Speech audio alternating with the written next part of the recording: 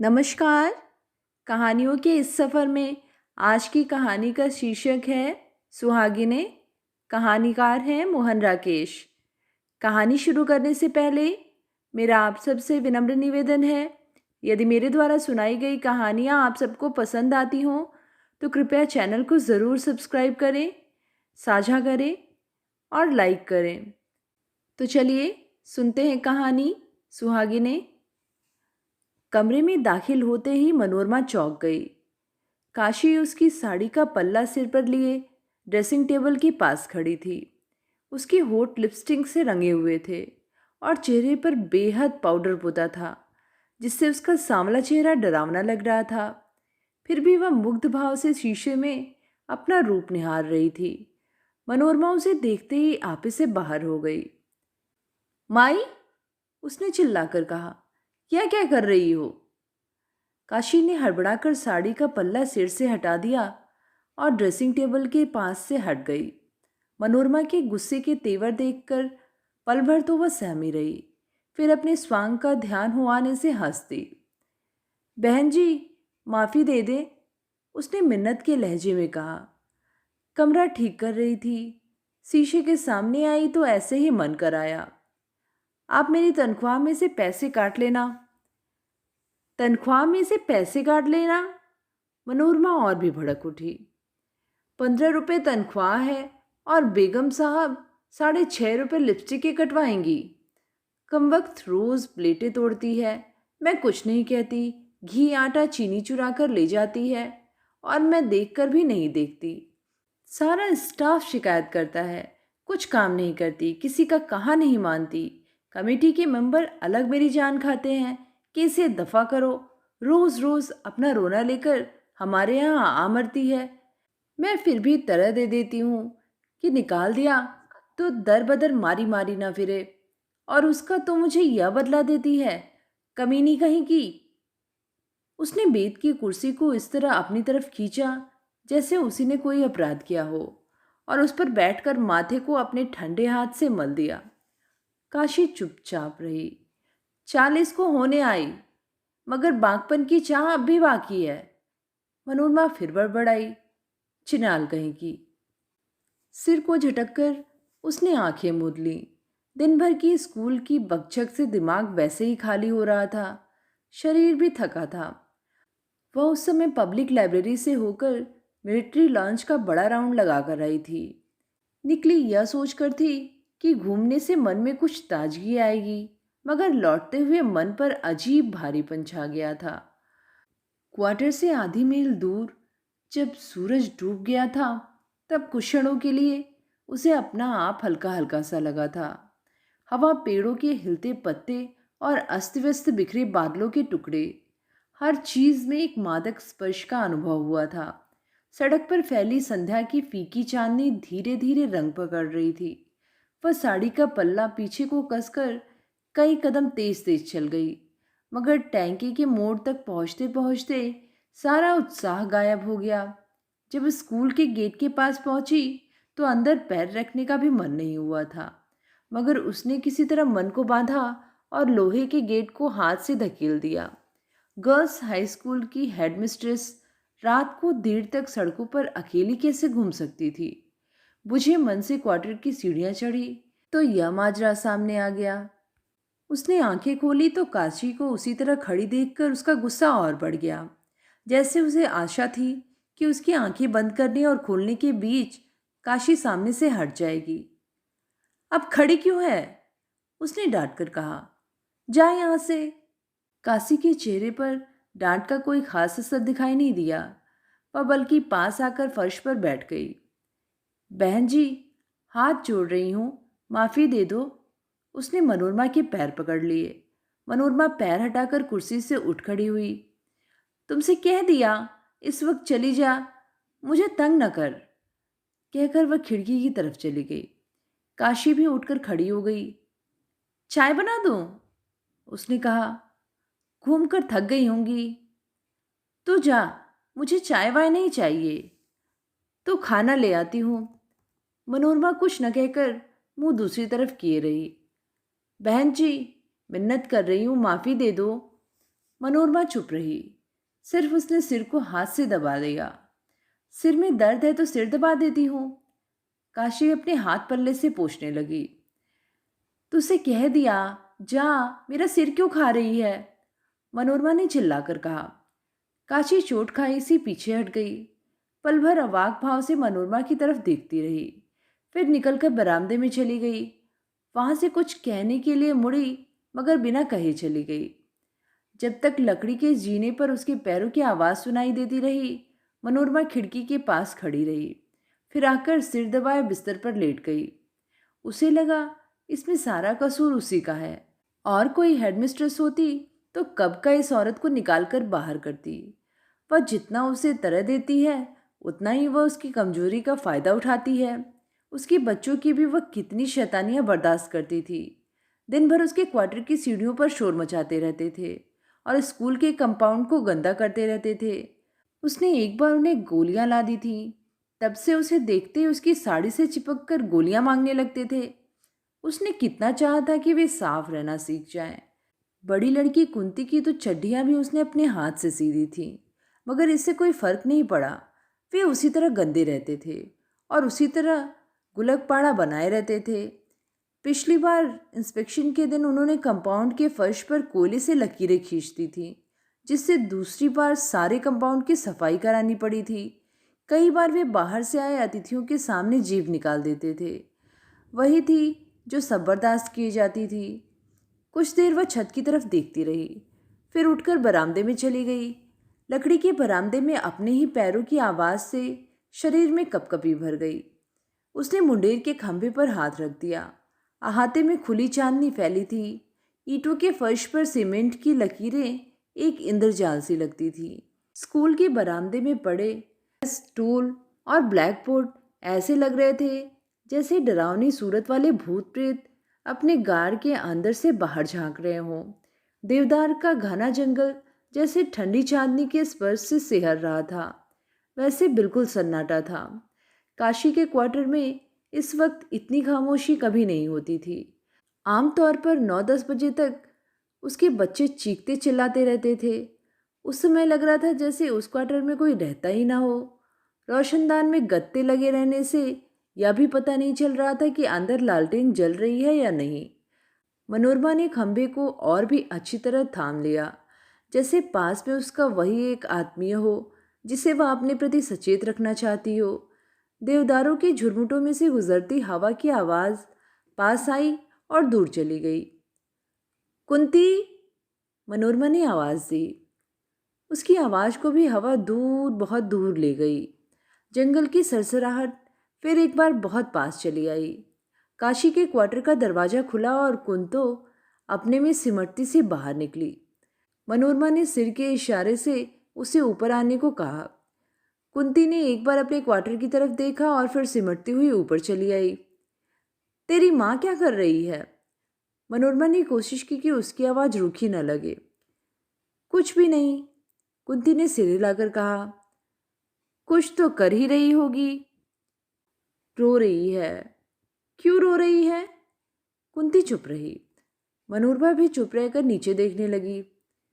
तुम लोगों ने रोटी नहीं खाई? पल भर रुककर उसने पूछा।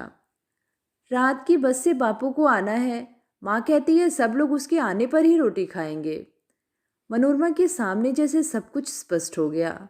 3 साल के बाद अयोध्या आ रहा है, यह बात काशी उसे बता चुकी थी। तभी आज आईने के सामने जाने पर उसके मन में पाउडर और लिपस्टिक लगाने की इच्छा जाग आई होगी। उसके बच्चे भी शायद इसीलिए आज इतने खामोश थे। उनका बापू आ रहा है। बापू जिसे उन्होंने 3 साल से देखा नहीं था और जिसे शायद वे पहचानते भी नहीं थे, या शायद पहचानते थे, एक मोटी सख्त आवाज़ और तमाचे जड़ने वाले हाथों के रूप में। जा और अपनी माँ को ऊपर भेज दे। उसने कुंती का कंधा थपथपा दिया। कहना मैं बुला रही हूँ। कुंती बाहें और कंधे सिकोड़े नीचे चली गई। थोड़ी देर में काशी ऊपर आ गई। उसकी आंखें लाल थीं और वह बार बार पल्ले से अपनी नाक पोंछ रही थी। मैंने जरा सी बात कह दी और तू रोने लगी, मनोरमा ने उसे देखते ही कहा। बहन जी, नौकर मालिक का रिश्ता ही ऐसा है। गलत काम करने पर जरा भी कुछ कह दो तो तू रोने लगती है। मनोरमा जैसे किसी टूटी हुई चीज को जोड़ने लगी। जा, अंदर जा, गुसलखाने से हाथ मुंह धोआ। मगर काशी नाक और आंखें पोंछती हुई वहीं खड़ी रही। मनोरमा एक हाथ से दूसरे हाथ की उंगलियां मसलने लगी। अयोध्या आज आ रहा है? उसने पूछा। काशी ने सिर हिला दिया। कुछ दिन रहेगा या जल्दी चला जाएगा? चिट्ठी में तो यही लिखा है कि ठेका उठाकर चला जाएगा। मनोरमा जानती थी कि अयोध्या की खानदानी जमीन पर सेब के कुछ पेड़ हैं जिनका हर साल ठेका उठता है। पिछले साल काशी ने 125 में ठेका दिया था और उससे पिछले साल 150 में। पिछले साल अयोध्या ने उसे बहुत सख्त चिट्ठी लिखी थी। उसका ख्याल था कि काशी ठेकेदारों से कुछ पैसे अलग से लेकर अपने पास रख लेती है। इसीलिए इस बार काशी ने उसे लिख दिया था कि ठेका उठाने के लिए वह आप ही वहाँ आए। वह रुपए पैसे के मामले में किसी की बात सुनना नहीं चाहती। 5 साल हुए अयोध्या ने उसे छोड़कर दूसरी औरत कर ली थी और उसे लेकर पठानकोट में रहता था। वहीं उसने एक छोटी सी परचून की दुकान डाल रखी थी। काशी को खर्च के लिए एक पैसा भी नहीं भेजता था। सिर्फ ठेका उठाने के लिए पठानकोट से आ रहा है? मनोरमा ने ऐसे कहा जैसे सोच कुछ और ही रही हो। आधे पैसे तो उसके आने जाने में निकल जाएंगे। मैंने सोचा इस बहाने एक बार यहाँ हो जाएगा और बच्चों से मिल जाएगा। काशी की आवाज़ फिर कुछ भीग गई। फिर उसकी तसल्ली भी हो जाएगी कि आजकल इन सेवों का 150 कोई नहीं देता। अजीब आदमी है, मनोरमा हमदर्दी के स्वर में बोली। अगर सचमुच तो कुछ पैसे रख भी ले तो क्या है, आखिर तो उसी के बच्चों को तो पाल रही है। चाहिए तो वह हर महीने तुझे कुछ पैसे भेजा करे, उसकी जगह वह इस तरह की बातें करता है। बहन जी, मर्द के सामने किसी का बस चलता है? काशी की आवाज़ और भीग गई। तो तू क्यों उससे नहीं कहती कि... कहते कहते मनोरमा ने अपने को रोक लिया। उसे याद आया कि कुछ दिन हुए एक बार सुशील की चिट्ठी आने पर काशी उससे इसी तरह की बातें पूछती रही थी जो उसे अच्छी नहीं लगी थी। काशी ने कई सवाल पूछे थे कि बाबूजी, आप इतना कमाते हैं तो उससे नौकरी क्यों करवाते हैं, कि उनकी अभी तक कोई बच्चा क्यों नहीं हुआ, और कि वह अपनी तनख्वाह अपने ही पास रखती है या बाबूजी को भी कुछ भेजती है। तब उसने काशी की बातों को हंसकर टाल दिया था, मगर अपने अंदर उसे महसूस हुआ था कि उसके मन की कोई बहुत कमजोर सतह उन बातों से छू गई है और उसका मन कई दिन तक उदास रहा था।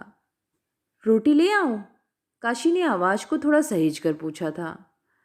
नहीं, मुझे अभी भूख नहीं है, मनोरमा ने काफी मुलायम स्वर में कहा, जिससे काशी को विश्वास हो जाए कि अब वह बिल्कुल नाराज नहीं है। जब भूख लगेगी मैं खुद निकाल कर खा लूंगी। तू जाकर अपने यहाँ का काम पूरा कर ले। अयोध्या अब आने वाला ही होगा। आखिरी बस 9 बजे पहुंच जाती है। काशी चली गई तो भी मनोरमा खंबे का सहारा लिए काफी देर खड़ी रही। हवा तेज हो गई थी। उसे अपने मन में बेचैनी महसूस होने लगी। उसे वे दिन याद आए जब ब्याह के बाद वह और सुशील साथ साथ पहाड़ों पर घूमा करते थे। उन दिनों लगता था कि उस रोमांच के आगे दुनिया की हर चीज हेच है। सुशील उसका हाथ भी छू लेता तो शरीर में एक ज्वार उठ जाता था और रोया रोया उस ज्वार में बह चलता था। देवदार के जंगल की सारी सरसराहट जैसे शरीर में भर जाती थी। अपने को उसके शरीर में खो देने के बाद जब सुशील उससे दूर हटने लगता तो वह उसे और भी पास कर लेना चाहती थी। वह कल्पना में एक छोटे से बच्चे को अपने में लिए हुए देखती और पुलकित होती। उसे आश्चर्य होता कि क्या सचमुच एक हिलती डुलती काया उसके शरीर के अंदर से जन्म ले सकती है। कितनी बार वह सुशील से कहती कि वह आश्चर्य को अपने अंदर अनुभव करके देखना चाहती है, मगर सुशील इसके हक में नहीं था। वह नहीं चाहता था कि अभी कुछ साल वे एक बच्चे को घर में आने दें। उससे एक तो उसका फिगर खराब होने का डर था, फिर उसकी नौकरी का भी सवाल था। सुशील नहीं चाहता था कि वह नौकरी छोड़कर बस घर गृहस्थी के लायक ही हो रहे। साल 6 महीने में सुशील को अपनी बहन उम्मी का ब्याह करना था। उसके 2 छोटे भाई कॉलेज में पढ़ रहे थे। उन दिनों उसके लिए एक एक पैसे की अपनी कीमत थी। वह कम से कम 4-5 साल एहतियात से चलना चाहता था। हजार चाहने पर भी वह सुशील के सामने हट नहीं कर सकती थी। मगर जब भी सुशील के हाथ उसके शरीर को छूते थे तो एक अज्ञात शिशु उसकी बाहों में आने के लिए मचलने लगता। वह जैसे उसकी किलकारियां सुनती और उसके कोमल शरीर के स्पर्श का अनुभव करती। ऐसे क्षणों में कई बार सुशील का चेहरा उसके लिए बच्चे का चेहरा बन जाता और वह उसे अच्छी तरह अपने साथ सटा लेती। उसका मन होता है कि उसे थपथपाए और लोरियां दे। सुशील की चिट्ठी आए इस पर बहुत दिन हो गए थे। उसने उसे लिखा भी था कि वह जल्दी जवाब दिया करे, क्योंकि उसकी चिट्ठी न आने से अपना अकेलापन उसके लिए असह्य हो जाता है। कई दिनों से वह सोच रही थी कि सुशील को दूसरी चिट्ठी लिखे, मगर स्वाभिमान उसे इससे रोकता था। क्या सुशील को इतनी फुर्सत भी नहीं कि उसे कुछ पंक्तियां ही लिख दे? हवा का तेज झोंका आया। देवदार की सरसराहट कई कई घाटियां पार करती दूर के आकाश में जाकर खो गई। सामने की पहाड़ी के साथ साथ रोशनी के दो दायरे रेंगते आ रहे थे। शायद पठानकोट से आखिरी बस आ रही थी। चांदनी में गेट की मोटी सलाइकें चमक रही थीं। हवा धक्के दे देकर जैसे गेट का ताला तोड़ देना चाहती थी। मनोरमा ने एक लंबी सांस ली और अंदर को चल दी। वह अपने को उस समय रोज से कहीं ज्यादा अकेली महसूस कर रही थी। अगली शाम मनोरमा घूमकर लौटी तो कंपाउंड में दाखिल होते ही ठिठक गई। काशी के क्वार्टर से बहुत शोर सुनाई दे रहा था। अयोध्या जोर से गाली बकता हुआ काशी को पीट रहा था। काशी गला फाड़ फाड़ कर रो रही थी। मनोरमा गुस्से से भन्ना उठी। कमेटी के नियम के मुताबिक किसी मर्द को स्कूल की चारदीवारी में रात को ठहरने की इजाज़त नहीं थी। उसने खास रियायत करके उसे वहां ठहरने की इजाज़त दे दी थी। और वह आदमी था कि वहां रहकर इस तरह की हरकत कर रहा था। मनोरमा का ध्यान काशी को पड़ती मार की तरफ नहीं गया, इसी तरफ गया कि जो कुछ हो रहा है इसमें स्कूल की बदनामी है, और स्कूल की बदनामी का मतलब है हेडमिस्ट्रेस की बदनामी। वह तेजी से क्वार्टर की सीढ़ियां चढ़ गई। खट खट खट उसके सैंडल लकड़ी के जीने पर आवाज कर उठे। उसे समझ नहीं आ रहा था कि वह क्या करे। काशी को बुलाकर कहे कि अयोध्या को फौरन यहाँ से भेज दे, या अयोध्या को ही बुलाकर डांटे और कहे कि वह सुबह होने तक वहां से चला जाए। बरामदे में पैर रखते ही उसने देखा कि कुंती एक कोने में सहमी सी बैठी है और डरी हुई आंखों से नीचे की तरफ देख रही है, जैसे उसकी माँ को पड़ती मार की चोट उसे भी लग रही हो। मनोरमा सोच नहीं सकी कि वह लड़की उस वक्त उसके क्वार्टर में क्यों बैठी है। क्या बात है? उसने अपना गुस्सा दबाकर पूछा। माँ ने कहा था आपको रोटी खिला दूं। कुंती उसकी तरफ इस तरह डरी डरी आंखों से देखने लगी जैसे उसे आशंका हो कि बहन जी अभी उसे बांह से पकड़ लेंगी और पीटने लगेंगी। तो मुझे रोटी खिलाएगी? कुंती ने उसी डरे हुए भाव से सिर हिला दिया। तुम्हारे क्वार्टर में यह क्या हो रहा है? मनोरमा ने ऐसे पूछा जैसे जो हो रहा था उसके लिए कुंती भी कुछ हद तक उत्तरदायी हो। कुंती की होठ फड़कने लगे और दो बूंदें आंखों से नीचे बह गईं। वह किस बात के लिए तेरी माँ को पीट रहा है? मनोरमा ने फिर पूछा। कुंती ने कमीज से आंखें पोंछी और अपनी रुलाई दबाते हुए कहा, उसने माँ के ट्रंक से सारे पैसे निकाल लिए हैं। माँ ने उसका हाथ रोका तो उसे पीटने लगा। इस आदमी का दिमाग खराब है। मनोरमा गुस्से से भड़क उठी। अभी यहां से निकाल कर बाहर करूंगी तो उसके होश दुरुस्त हो जाएंगे। कुंती कुछ देर सुबकती रही, फिर बोली, कहता है माँ ने ठेकेदारों से अलग से पैसे ले लेकर अपने पास जमा किए हैं। इस बार उसने 200 में ठेका दिया है। माँ के पास अपने 60-70 रुपए थे, वे सब उसने ले लिए हैं। कुंती के भाव में कुछ ऐसी दयनीयता थी कि मनोरमा ने उसके मैले कपड़ों की चिंता किए बिना उसे अपने से सटा लिया। रोती क्यों है? उसने उसकी पीठ सहलाते हुए कहा। मैं अभी उसे तेरी माँ के रुपए ले लूंगी, तू चल अंदर। रसोई घर में जाकर मनोरमा ने खुद कुंती का मुंह धो दिया और मोढ़ा लेकर बैठ गई। कुंती ने प्लेट में रोटी दे दी तो वह चुपचाप खाने लगी। वही खाना काशी ने बनाया होता तो वह गुस्से से चिल्ला उठती। सब चपातियों की सूरतें अलग अलग थीं और वे आधी कच्ची और आधी जली हुई थीं। दाल के दाने पानी से अलग थे, मगर उस वक्त वह मशीनी ढंग से रोटी के कौर तोड़ती और दाल में भिगोकर निगलती रही। उसी तरह जैसे रोज़ दफ्तर में बैठकर कागज़ों पर दस्तखत करती थी या अध्यापिकाओं की शिकायतें सुनकर उन्हें जवाब देती थी। कुंती ने बिना पूछे एक और रोटी उसकी प्लेट में डाल दी तो वह थोड़ा चौंक गई। नहीं, और नहीं चाहिए, कहते हुए उसने इस तरह हाथ बढ़ा दिया जैसे रोटी अभी प्लेट में पहुंची न हो। फिर अनमने भाव से छोटे छोटे कौर तोड़ने लगी। नीचे शोर बंद हो गया था। कुछ देर बाद गेट के खुलने और बंद होने की आवाज़ सुनाई दी। उसने सोचा कि अयोध्या कहीं बाहर जा रहा है। कुंती रोटी वाला डिब्बा बंद कर रही थी। वह उससे बोली, नीचे जाकर अपनी माँ से कह देना कि गेट को वक्त से ताला लगा दे, रात भर गेट खुला न रहे। कुंती चुपचाप सिर हिलाकर काम करती रही। और कहना कि थोड़ी देर में ऊपर आ जाए। उसका स्वर फिर रूखा हो गया था। कुंती ने इस बार इस तरह उसकी ओर देखा जैसे वह उसकी किताब का एक मुश्किल सबक हो जो बहुत कोशिश करने पर भी समझ में ना आता हो। फिर सिर हिलाकर काम में लग गई। रात को काफ़ी देर तक काशी मनोरमा के पास बैठी रही। उसे इस बात की उतनी शिकायत नहीं थी कि अयोध्या ने उसके ट्रंक से उसके रुपए निकाल लिए, जितनी इस बात की थी कि अयोध्या 3 साल बाद आया भी तो बच्चों के लिए कुछ लेकर नहीं आया। वह उसे बताती रही कि उसकी सौत ने किसी संत से वशीकरण ले रखा है, तभी अयोध्या उसकी कोई बात नहीं टालता। वह जिस ज्योतिषी से पूछने गई थी उसने उसे बताया था कि अभी 7 साल तक वह वशीकरण नहीं टूट सकता, मगर उसने यह भी कहा था कि एक दिन ऐसा ज़रूर आएगा जब उसकी सौत के बच्चे उसके बच्चों का जूठा खाएंगे और उनके उतरे हुए कपड़े पहनेंगे। वह उसी दिन की आस पर जी रही थी। मनोरमा उसकी बातें सुनती रही, फिर भी नहीं सुन रही थी। उसके मन में रह रहकर यह बात गौंज जाती थी कि सुशील की चिट्ठी नहीं आई। उसकी चिट्ठी गए महीने के करीब हो गया, मगर सुशील ने जवाब नहीं दिया। उसके बालों की एक लट उड़कर माथे पर आ गई थी। वह हल्का हल्का स्पर्श करके उसके शरीर में विचित्र सी सेरन भर रहा था। कुछ क्षण के लिए वह भूल गई कि काशी उसके सामने बैठी है और बातें कर रही है। माथे की लट हिलती तो उसे लगता कि वह एक बच्चे के कोमल रोए को छू रही है। उसे उन दिनों की याद आई जब सुशील की उंगलियां देर देर तक उसके सिर के बालों से खेलती रहती थीं और बार बार उसके होठ उसके शरीर के हर धड़कते भाग पर छुप जाते थे।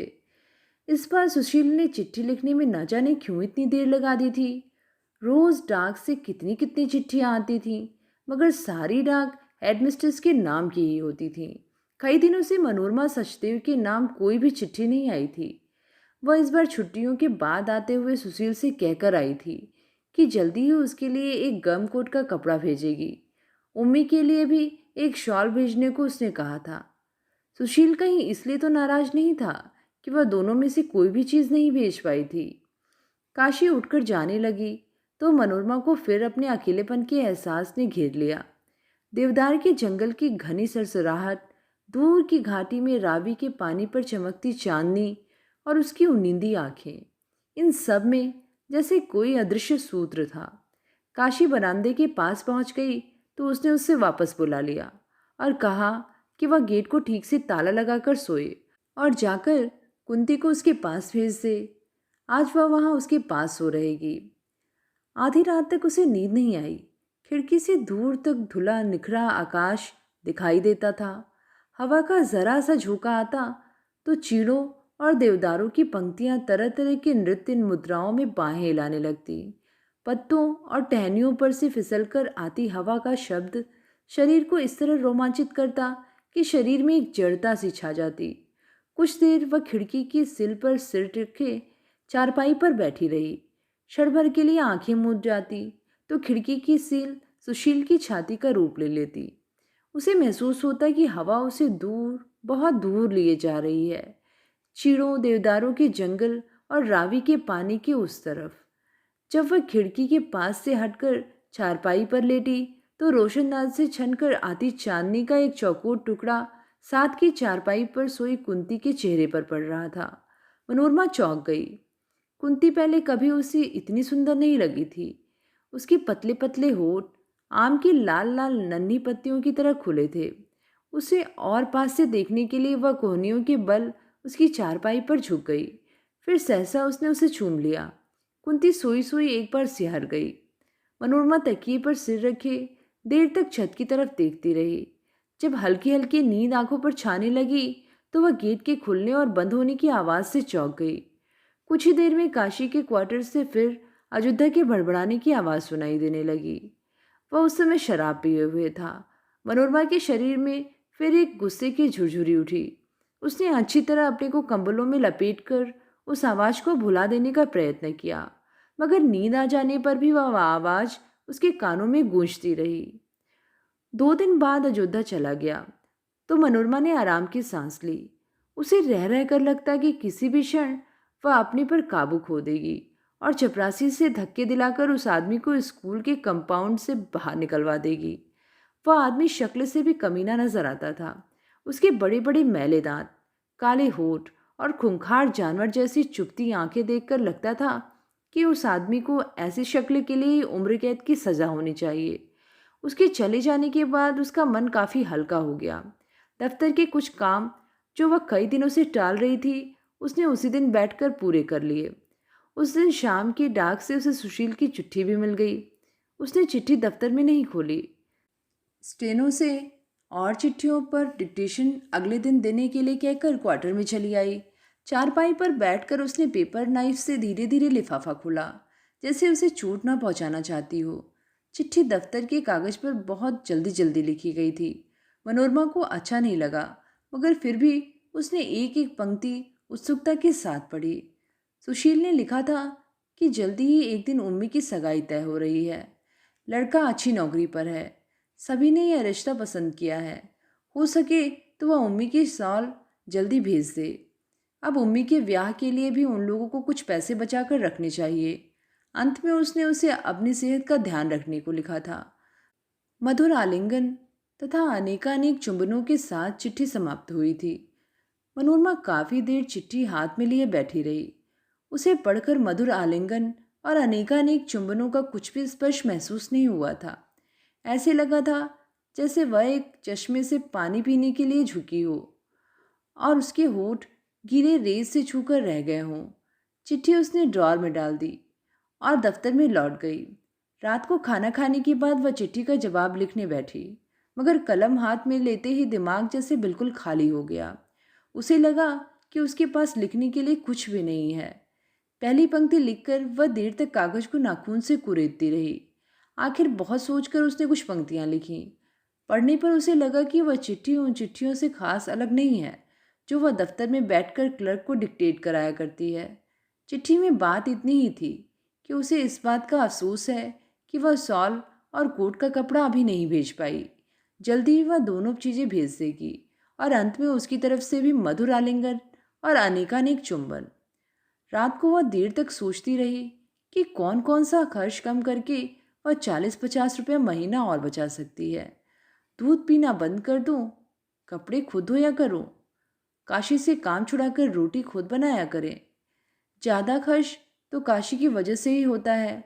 वह चीज़ें मांग कर भी ले जाती थी और चुरा कर भी, मगर उसने पहले भी आजमा कर देखा था कि वह स्कूल का काम करती हुई साथ अपनी रोटी नहीं बना सकती। ऐसे मौक़ों पर या तो वह दूध डबल रोटी खाकर रह जाती थी या कुछ भी छौंक भून कर पेट भर लेती थी। अगले दिन उसने खाने पीने में कई तरह की कटौतियाँ कर दी। काशी से कहकर कि दूध वह सिर्फ चाय के लिए लिया करे और दाल सब्जी में घी बहुत कम इस्तेमाल किया करे। बिस्किट और फल भी उसने बंद कर दिए। कुछ दिन तो बचत के उत्साह में निकल गए, मगर फिर उसे अपने स्वास्थ्य पर इन कटौतियों का असर दिखाई देने लगा। 2 बार क्लास में पढ़ाते हुए उसे चक्कर आ गया, मगर उसने अपना हट नहीं छोड़ा। उस महीने की तनख्वाह मिलने पर उसने सॉल के लिए 40 रुपये अलग निकाल कर रख दिए। रुपए रखते समय उसके चेहरे का भाव ऐसा था जैसे सुशील उसके सामने खड़ा हो और वह उसे चिढ़ाना चाहती हो कि देख लो, इस तरह की बचत से शॉल और कोट के कपड़े खरीदे जाते हैं। उसके स्वभाव में वैसे भी कुछ चिड़चिड़ापन आ गया था। वह बात बे बात हर एक बात पर झल्ला उठती थी। एक दिन स्कूल जाने से पहले वह आईने के सामने खड़ी हुई तो कुछ चौंक गई। उसे लगा कि उसके चेहरे का रंग फीका पड़ चुका है। वह काफ़ी पीली लग रही है। उस दिन दफ्तर में बैठे हुए उसके सिर में सख्त दर्द हो आया और वह 12 बजे से पहले ही उठकर क्वार्टर में आ गई। बरामदे में पहुंचकर उसने देखा कि काशी उसके पैरों की आवाज़ सुनते ही जल्दी से अलमारी बंद करके चूल्हे की तरफ गई है। उसने रसोई घर में आकर अलमारी खोल दी। घी का डिब्बा खुला पड़ा था और उसमें उंगलियों के निशान पड़े थे। मनोरमा ने काशी की तरफ देखा। उसके मुंह पर कच्चे घी की कनियां लगी थी और वह ओट करके अपनी उंगलियां दुपट्टे से पोंछ रही थी। मनोरमा एकदम आपे से बाहर हो गई। पास जाकर उसने उसे चोटी से पकड़ लिया। चोटी, उसने चिल्लाकर कहा, मैं इसीलिए सूखी सब्जी खाती हूँ कि तू कच्चा घी हजम किया करे। शर्म नहीं आती कमजात? जा, अभी निकल जा यहाँ से। मैं आज से तेरी सूरत नहीं देखना चाहती। उसने उसकी पीठ पर एक लात जमा दी। काशी औधे मुंह गिरने को हुई, मगर अपने हाथों के सहारे संभल गई। पल भर वह दर्द से आंखें मूंद रही। फिर उसने मनोरमा के पैर पकड़ लिए। मुंह से उससे कुछ भी न कहा गया। मैं तुझे 24 घंटे का नोटिस दे रही हूँ, मनोरमा ने पैर छुड़ाते हुए कहा। कल इस वक्त तक स्कूल का क्वार्टर खाली हो जाना चाहिए। सुबह एक क्लर्क तेरा हिसाब कर देगा। उसके बाद तूने इस कंपाउंड में कदम भी रखा तो। और वह हटकर वहां से आने लगी। काशी ने बढ़कर फिर उसके पैर पकड़ लिए। बहन जी, पैर छू रही हूँ, माफी दे दो, उसने मुश्किल से कहा। मनोरमा ने फिर भी पैर झटके से छुड़ा लिए। उसका एक पैर पीछे पड़ी चायदानी को जा लगा। चायदानी टूट गई। बिखरते हुए टुकड़ों की आवाज ने क्षण भर के लिए दोनों को स्तब्ध कर दिया। फिर मनोरमा ने अपना निचला होठ काटा और दंदनाती हुई वहां से निकल गई। कमरे में आकर उसने माथे पर बाम लगाया और सिर मुंह लपेट कर लेट गई। शाम की डाक से फिर सुशील की चिट्ठी मिली। उसमें वही सब बातें थीं।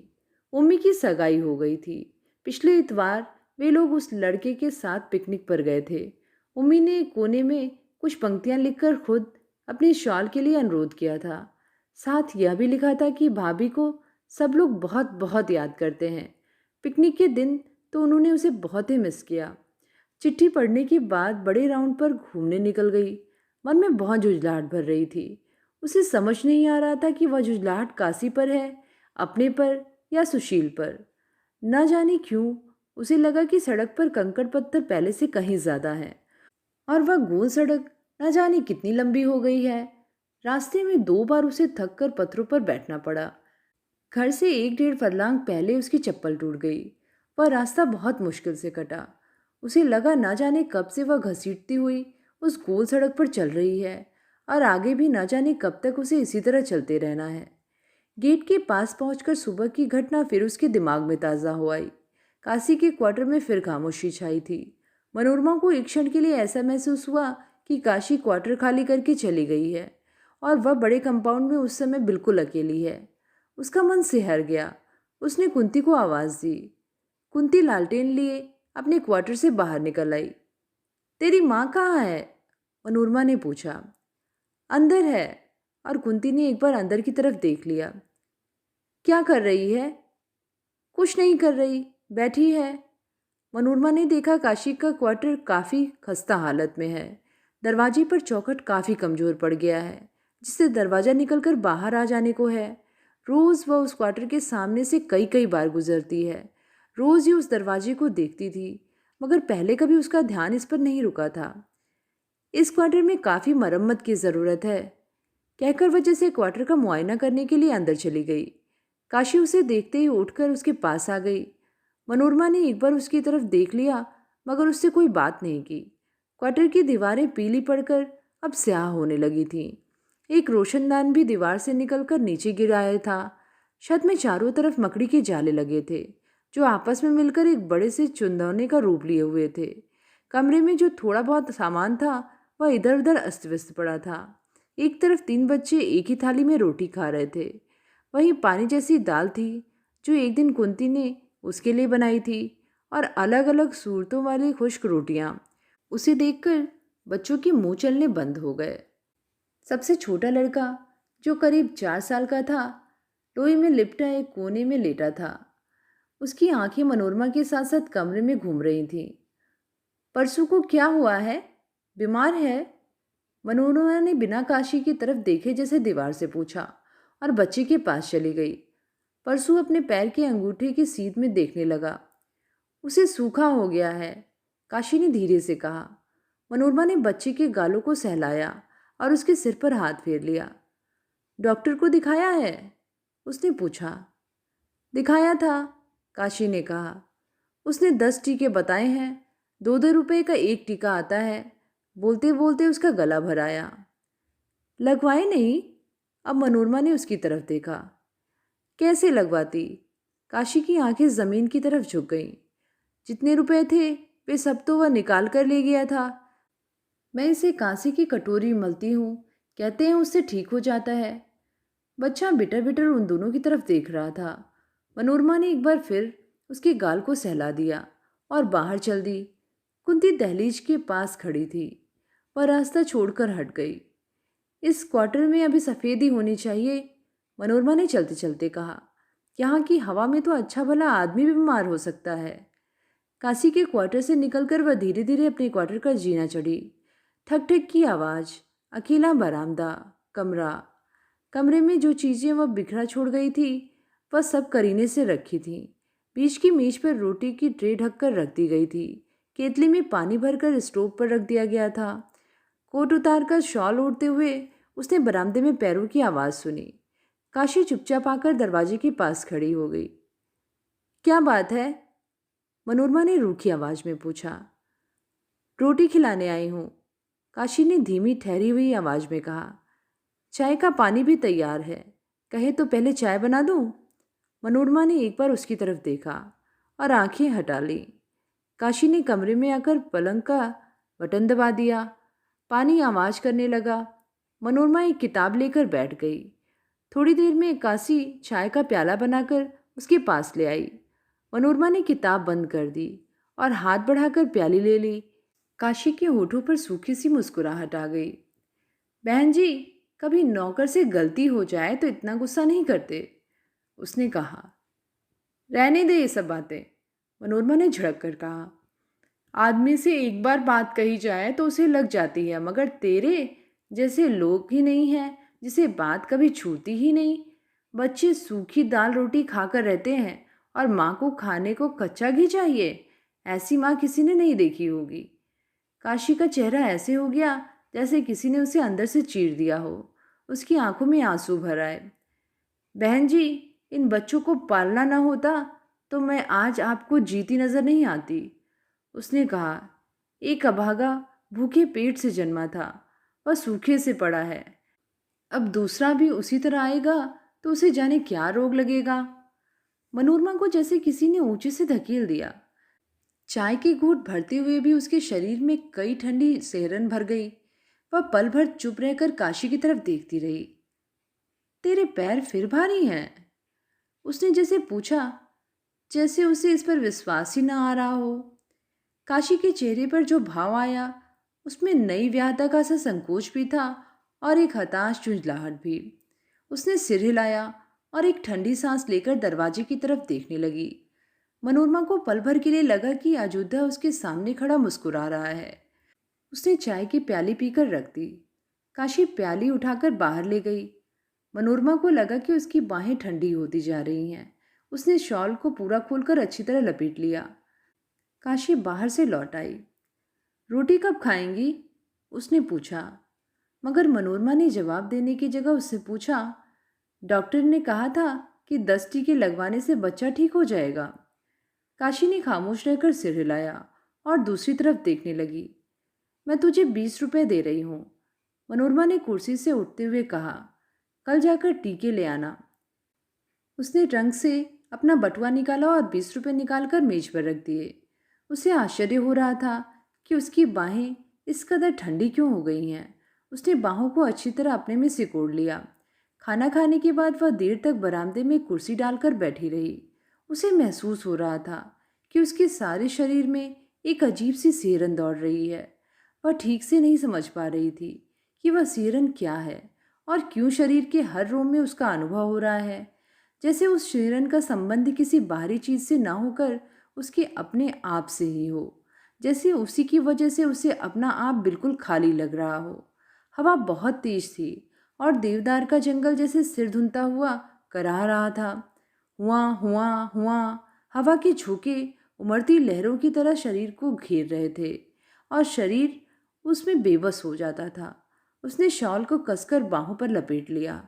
लोहे का गेट हवा के धक्के खाता हुआ आवाज कर रहा था। पल भर के लिए उसकी आंखें मूंद गईं तो उसे लगा कि अयोध्या अपने स्याह होठ खोले उसके सामने खड़ा मुस्कुरा रहा है और लोहे का गेट चीरता हुआ धीरे धीरे खुल रहा है। उसने सिहर कर आंखें खोल ली और अपने माथे को छुआ। माथा बर्फ की तरह ठंडा था। वह कुर्सी से उठ खड़ी हुई। उठते हुए शॉल कंधे से उतर गया और साड़ी का पल्ला हवा में फड़फड़ाने लगा। बालों की कई लटें उड़कर सामने आ गई और उसके माथे को सहलाने लगी। कुंती, उसने कमजोर स्वर में आवाज दी। आवाज हवा के समंदर में कागज की नाव की तरह डूब गई। कुंती, उसने फिर आवाज दी। इस बार काशी अपने क्वार्टर से बाहर निकल आई। कुंती जाग रही हो तो उसे मेरे पास भेज दो, आज वह यहीं सो रहेगी। कहते हुए मनोरमा को महसूस हुआ कि वह किस हद तक काशी और उसके बच्चों पर निर्भर करती है और उन लोगों का पास होना उसके लिए कितना ज़रूरी है। कुंती सो गई है, मगर मैं अभी उसे जगाकर भेज देती हूँ, कहकर काशी अपने क्वार्टर में जाने लगी। सो गई है तो रहने दो, जगाकर भेजने की ज़रूरत नहीं। मनोरमा बरामदे से कमरे में आ गई। कमरे में आकर उसने दरवाज़ा इस तरह बंद किया जैसे हवा एक ऐसा आदमी हो जिसे वह अंदर आने से रोकना चाहती हो। वह अपने में बहुत कमज़ोर महसूस कर रही थी। रजाई ओढ़कर वह बिस्तर पर लेट गई।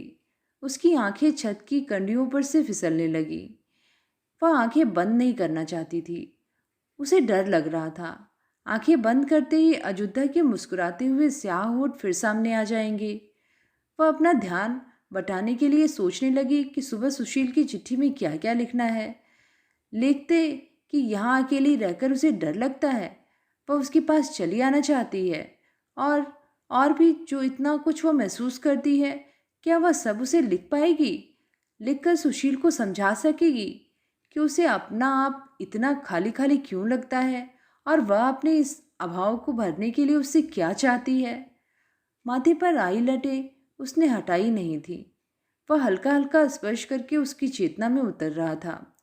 कुछ ही देर में वह महसूस करने लगी कि साथ ही चारपाई पर एक नन्हा सा बच्चा सोया है। उसके नन्हे नन्हे होठ आम की पत्तियों की तरह खुले हैं और उसके सिर के नरम बाल उड़कर मुंह पर आ रहे हैं। वह कूहनी के बल होकर उस बच्चे को देखती रही और फिर जैसे उसे चूमने के लिए उस पर झुक गई। तो ये थी कहानी सुहागिनी। कहानी आप सबको कैसी लगी नीचे कमेंट में लिख के ज़रूर बताइएगा। फिर मिलेंगे एक नई कहानी के साथ। धन्यवाद।